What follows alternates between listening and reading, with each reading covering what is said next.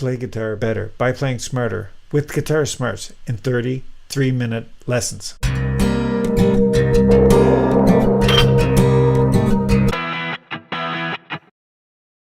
Here's one of 30 different things that I wish all guitar players knew. So let's get started. The Great Capo Chart and how to play in any key. A long time ago, a young singer asked me to accompany her on guitar for a performance. I said, where and what for? She said, oh, it's a contest and I have to sing a 60s song. I said, great. What key? She said, A flat major. And I said, great.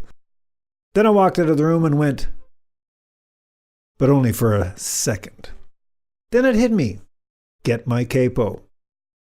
So we met to rehearse.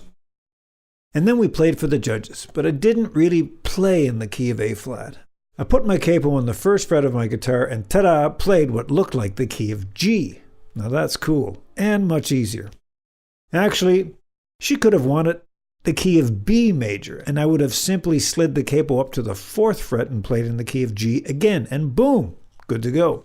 Funny thing is, she advanced to the finals of that contest and wanted to sing Sweet Home Alabama, but in F. Now every guitar player knows that that song is in the key of D, but no problem. I just slid the capo up to the 3rd fret and played it exactly the way it was played on the recording, only 3 frets higher. It looked like I was playing in the key of D, but that was just the shape of the chord. The real chord being heard was an F. Confusing? No problem, no worries.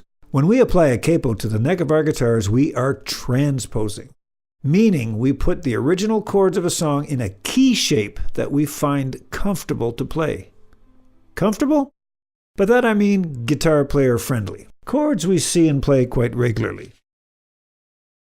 I want to point out what I mean by key shape or chord shape. I may play a G chord shape, but if there is a capo in use on the 1st fret of the guitar or even higher, that G chord is just a shape, but will sound an actual different chord, different pitch, depending where the capo is on the neck. For instance, a regular G chord sounds a G chord, plain and simple.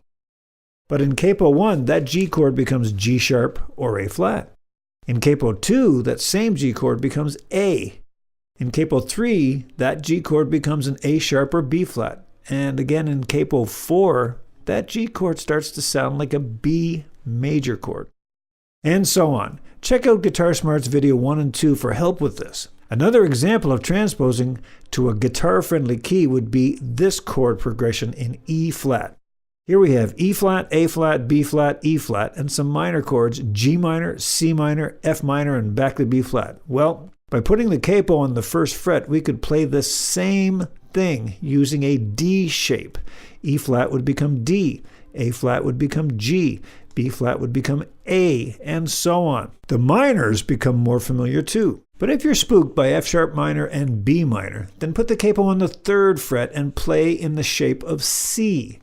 That means E flat becomes a C chord, A flat becomes an F chord, B flat becomes a G chord, and so on. And the bonus is your G minor is now an E minor, and your C minor is now an A minor. Easy peasy. So, by using the capo in the right way, you can't lose. Here's my personal capo chart, designed for my guitar students.